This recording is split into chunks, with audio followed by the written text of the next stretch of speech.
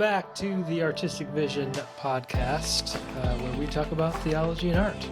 And on today's episode, we have a poet, Scott Cairns. He's a poet, he's a teacher, he's a translator, he's an author, memoirist, the jack of all trades, but probably best known for his poetry. And he came on today to talk to us about what makes a good poem and what a poem does and how it's different than a paragraph. And I was really helped by it. I think just the idea that a poem, you don't start with something to say. I think I struggle with that as a theologian, someone who prepares sermons. I have something to say, and here it is. And but I think even as he talked about a poem, and I think what I hope a good sermon does is that it opens up for further participation by the recipient. I often talk about like a sermon being like a good poem in that sense. And so I think, yeah, just his love of language, his spirit of what a poem does really helped me as a non-poet or an amateur poet to think about how the arts play out in my life. Yeah. I don't really have a whole lot to add to that. I think that really covered it. He does kind of introduce us to something we haven't talked about a lot, which is the role of the recipient, the observer, the reader, which then leads us to kind of a freedom. Like the role of interpretation is by the assistance of the Holy Spirit up to the person looking at it. And so rather than starting out with an idea and feeling like we're successful if people get it, leaving it up to God to reveal as he sees fit. It's really good. Yeah. Yeah, and I think even if the recipient is not a Christian, trusting that the Spirit is still at work, even in somebody who has no faith background, that because of the work's inspiredness, that somebody could get something more from it. That he says that the poem goes beyond you, surpasses you, exceeds you. Yeah, I think that idea, man, I hope in all my conversations that works exceed me. So I hope you're encouraged by it. Hope you learn from it. I think you will. Here is Dr. Cairns.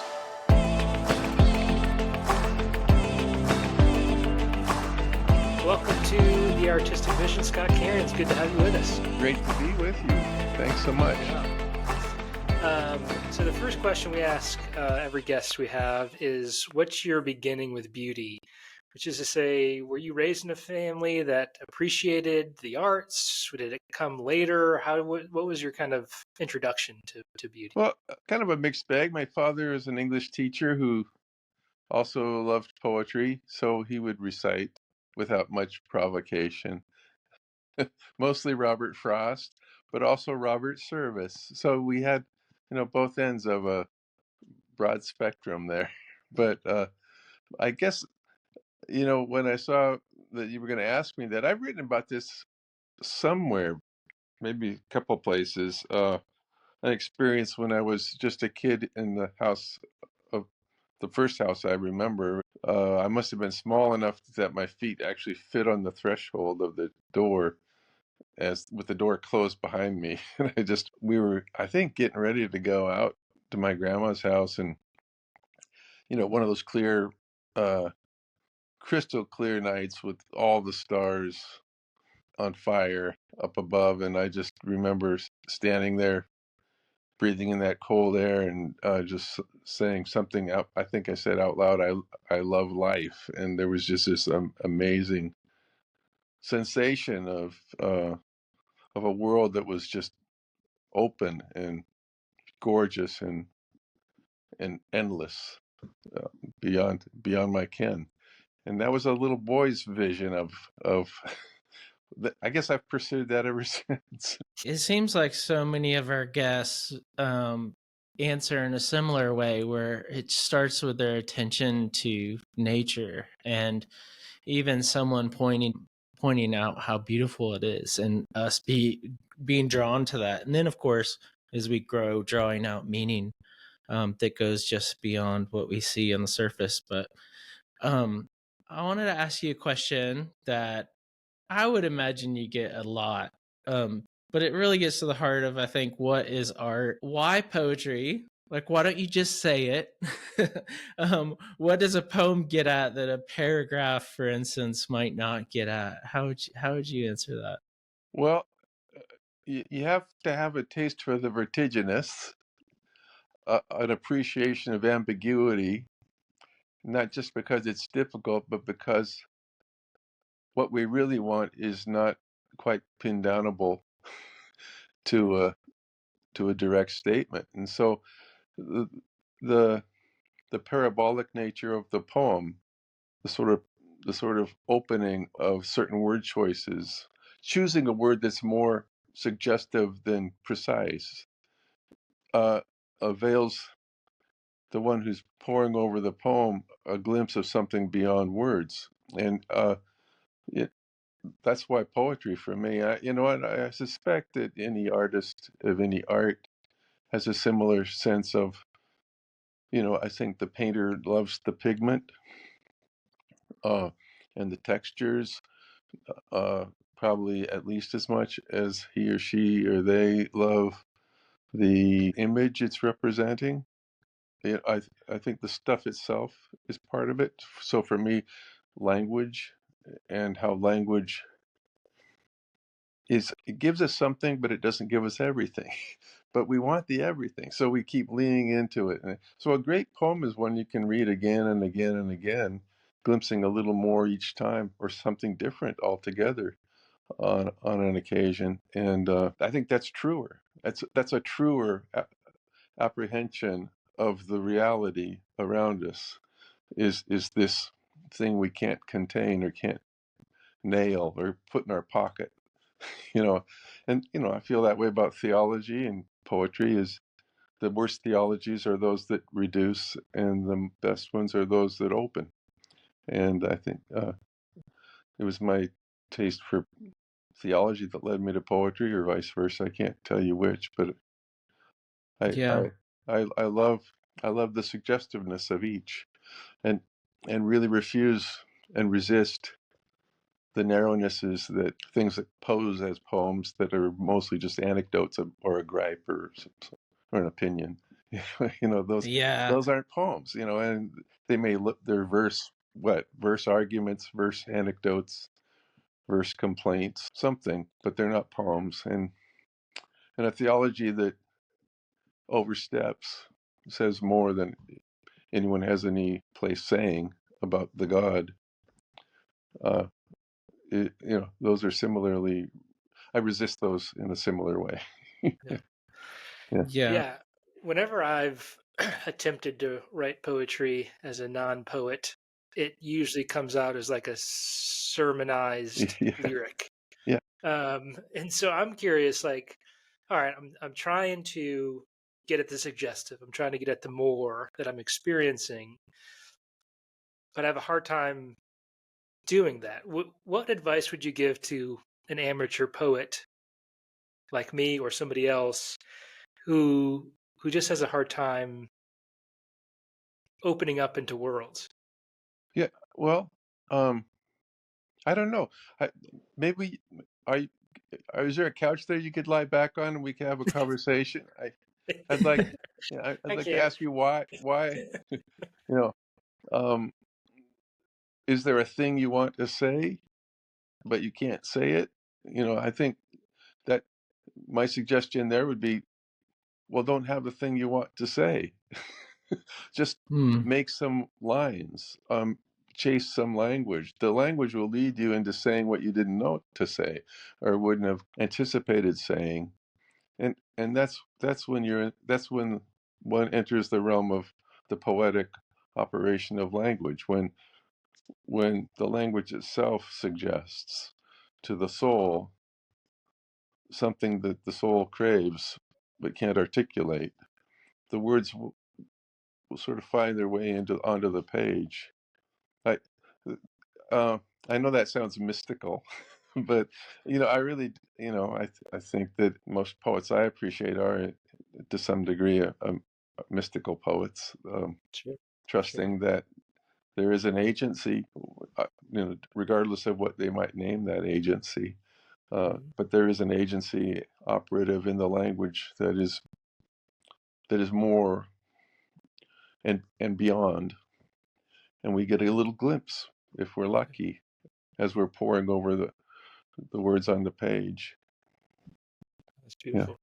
Yeah, I think about that too. Like even the word inspired, right? That a lot of Mm-hmm. secular or Christian or faith-based artists use. That I was inspired to write this. That there's Yeah. an inspiredness to it that I think needs to be there for a good poem. Well, yeah, I hope so. I, I hope we're not just making this up and then kidding ourselves Right. into thinking it's more than it is. But Yeah, it seems like when I've listened to you talk a lot, it seems like you lean a lot on something happening to the artists as they're making, or right, yeah, discovering about yourself, or discovering about the world, or about God, and I think you've even said something about poetry leading you to prayer. yeah, yeah. Do you could you talk a little bit more about that? Well, so I was raised in a fairly cranky fundamentalist church as a boy, and so we had, I think, I was sold a bill of goods when it came to prayer, thinking that somehow prayer and petition were the same thing. And so that stuck with me for the longest time. It wasn't until I think um, some of what we've been talking about here started to uh, enter into my actual consciousness, and that's just as what I really want out of a poem is not what I know to say, but what I suspect is out there, but it can't quite grasp. Um, I think something along those lines instructed my prayer initially, and then of course I started reading in the fathers and learning a little more how traditionally prayer has been understood to be more of a communion with God than it is our lists for Santa. It's, I think, the less the as soon as I was sort of relieved of that notion that prayer was petition merely, and, and began to understand, just as I pored over the words to see something, I would lean into the words of prayer to apprehend something, a nearness, in fact. In fact, in my own experience, and this is as I recall, the written down experiences of quite a few saints, is that Mm. the prayer seems most prayers like prayer when the words cease, when one is basically leaning into to the God who is there, and utterance isn't really part of it any longer. And it took me decades of praying to find that, to come upon that. When one reads the Philokalia or any of the text by Maximus or Saint Isaac of Syria, you have a sense that's why those people became saints, is because they hit on this notion earlier than the rest of us have, is that you know really what God wants from us is our awareness of his nearness, Mm, and yeah. he wants to love us, and I think our reciprocal love is just a given then, when you realize he's not anywhere but here. I mean, he's Yeah. everywhere, but he's also right here, and once you get to that, life isn't easier, but it's tolerable. Yeah. Yeah. I would imagine that kind of you saying like it's when you have no words, you have no utterance, is it that must lead you to excuse me, your love of language. Like how else can I describe God? What else can I say? And I'm a visual artist, and it feels a lot of times when I'm making, it's almost like I have no way of describing it other than to make an analogy of some sort. Yeah, That another. God is like this, God is like this. So, um, yeah, I would imagine that has led you to your love of language. y- Yeah, and I also, I'm quite serious when I say my prayer seems most efficacious when See, I have a rule of prayer, and so I say the set prayers. That's how I begin. And sometimes and sadly, that's also how it ends. But on rare occasions, when the speaking, when the saying of the prayer is done, there's a sense of His nearness, and that's what I really think of as prayer. Uh, once we move beyond the words and savor the That's good. presence. And I'm not making any of this up. I guess I discovered little bits of it along the way, but mostly it's just been reaffirmed in my reading. Um, the practice of the presence of God, is and it is a practice, And I think Yeah. another thing about my upbringing is the whole notion of discipline or of practice or of even set prayers was, not on the radar, and and sadly not on the radar. So we were left to just spin our own wheels and make our wish lists. Right. Right. Yeah.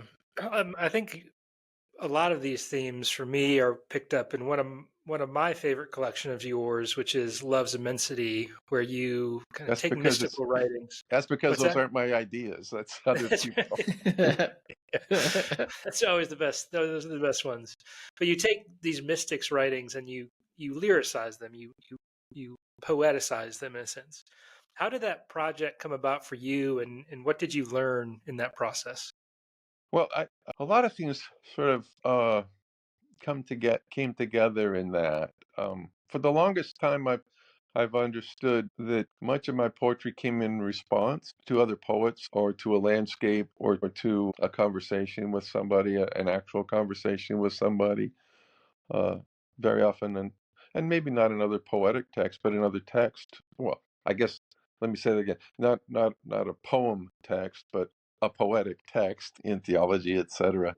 Much of my writing came out of a kind of answering what I witnessed in another text or in another scene, say. And then I learned to fiddle with those things on the page to some satisfying way. But the book you're talking about was a real deliberate act of looking at these words written by other people. Most of them were in prose, and then I just made verse out of them. A few of them were like St. Simeon, the new theologian, and Ephraim. Those were in verse already. I think all of St. Gregory Nazianzen was also in verse. But by and large, they were prose texts that moved me to want to respond. And what I did was I made a sort of versified paraphrases of these things to make them more immediately available to people who didn't have the time or the inclination to collect all these things in their discrete publications and pore over them, pull things out. So it was mostly my way of making a kind of a primer for someone who wanted a life of prayer that was based upon the love of God, and based upon cultivating a sense of God's love for us and for all people. And some of my favorite people in that thing, like Saint Isaac, Saint Maximus, are people who say love trumps everything in the end anyway. And so Mm. that's why I think the book you're talking about, which title was it that you were looking at? Because it came out in two editions with two different titles. I think mine is Love's Immensity. I'm pretty sure Yeah, that's right. yeah, yeah. And then the reprint was Endless Life. It's the same text. It's just that Paraclete thought they might sell more.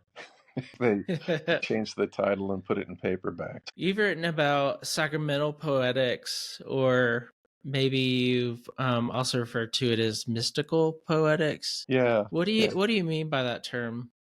Well, we've talked a little bit about it already, but the notion that there is an immensity, an enormity that is beyond our capacity, but that doesn't in any way diminish our hunger for it. And so I think learning that the poem on the page, like the Eucharist, is a real participates in the enormous reality. It doesn't eclipse it, Yeah. but it partakes. When we partake of that kind of linguistic beauty, we are in some to some degree partaking of the wholeness, the immensity of our God. So there are a lot of ways of talking about this. And I always try to talk about it in a way that doesn't make me sound as cranky as I actually am about things that pose as poems but aren't poems. But so a lot of times people think of a poem as being about a thing. And to the extent that they're achieving that, sadly, achieving what they set out to do, they're talking about a thing. It's a retrospective activity. The poem on the page becomes a reference to a prior thing, an idea or an image, an experience, and the poem becomes an anecdote or a document of that prior thing. I don't think that's a poem. A poem, on the other hand, may begin with such a provocation as an idea or an experience or an image, but it has to be prospective. Mm-hmm. To the extent that it's a poem, it it bears fruit forward, not just retrospectively looking back at a done deal and then Mm-hmm. naming it. The poem on the page has to really serve to this time, the next time, subsequent times, suggest that new thing. And to the extent that it draws the reader into making meaning with it, Mm. that's the key to that kind of continuing meaning making. That poem's pointing ahead into the future. You can construct the future with a poem because you're making the future with the poem, and that's how we are. That's how I think of the scriptures as well. You know, the scriptures aren't a story about a thing that's over. It's just, it's an endless, I don't know, articulation of something that is yet to be made. You know, and we're called to be participants in the making of the future. The future's not written yet. We receive what we're given and we make with it. And that if we do it well enough, we make the future God has hoped that we would make. And if we don't, we don't. We're still, it'll all work out. But it Yeah, would it be a feels. yeah, go ahead. I was gonna say it feels crazy to think that God could take like our offering and like use it as a veil to reveal Right. meaning to other people and to Yeah. invite like use the artist as a means of inviting participation. It's strange to me to have people come to me and maybe interpret a painting in a way that I didn't intend, yet it's completely legitimate interpretation. Yeah. Do I you love it. experience that with your with Oh, your poets? so yeah, many times, I'll give a reading, and then afterwards, someone will come up and say something about a poem. Say, I love when you were talking about this, and it made me think, and then they want to know if that's what I had in mind, and usually it's not, but I think that's my happiest moment is when the poem exceeds me. The poem, Yeah, the and the reader or the listener in that case. Um, is so attentive as to be making with it. You follow? yeah, I mean, uh, yeah, so I love when the text itself supports further making. That's that's actually the mark of a poem. That's an actual poem. Is that it can equip, it can it can collaborate. The reader can collaborate with it, yeah, make with it, and I think yeah, that's how I think of our experience as human persons is God has given us all this and we make with it. And we can do well with it or we can do less well with it. But the point being, we make with it. Uh, yeah, we're we're created to create, so let's have at it. And yeah. A yeah, lot of times we might get frustrated with like, oh no, you didn't get what I was trying to say.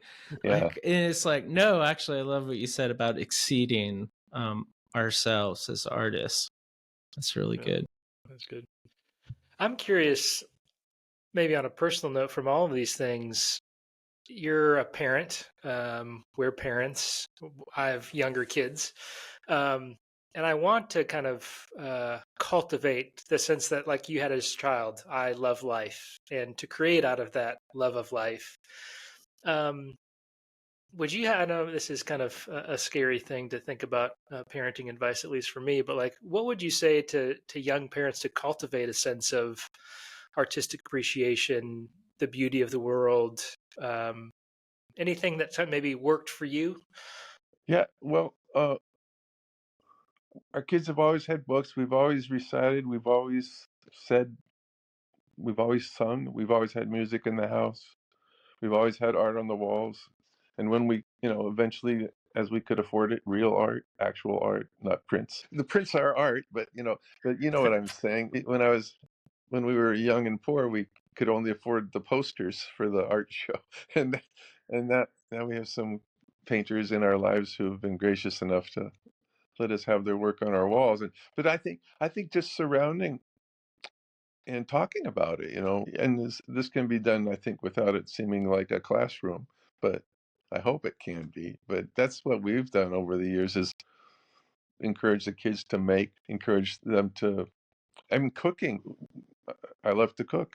I'm a pretty good one, and I've often had my kids, especially my son, in the kitchen with me, and just making something and offering it to someone else.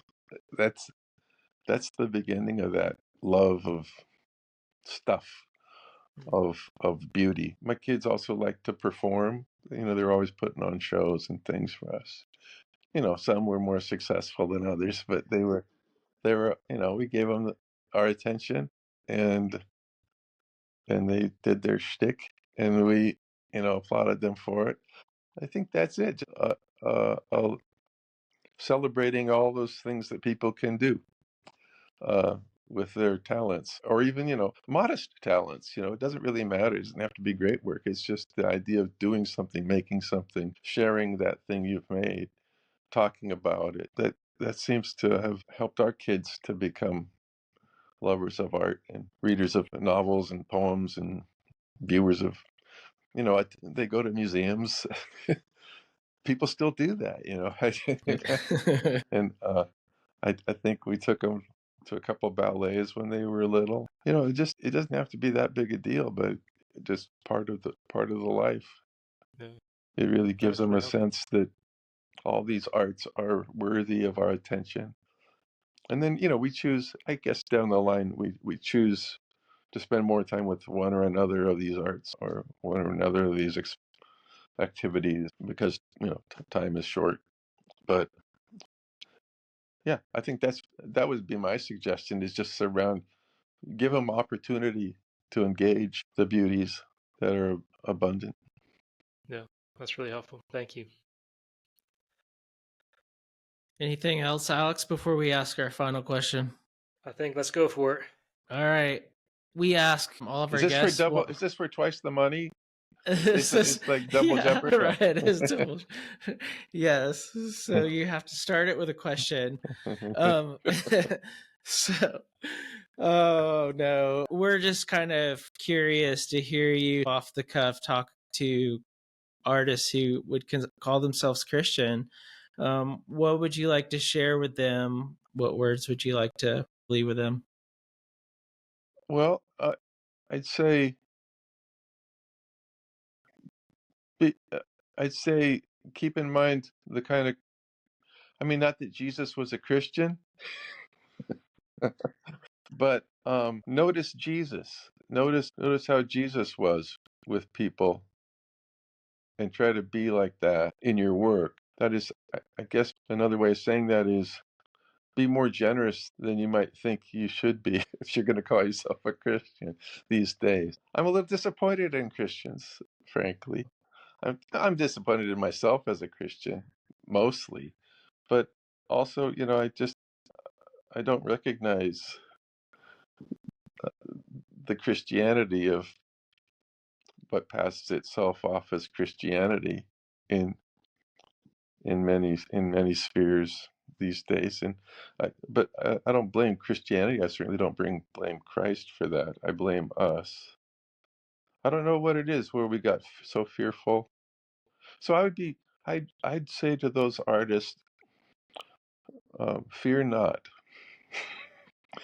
Um, he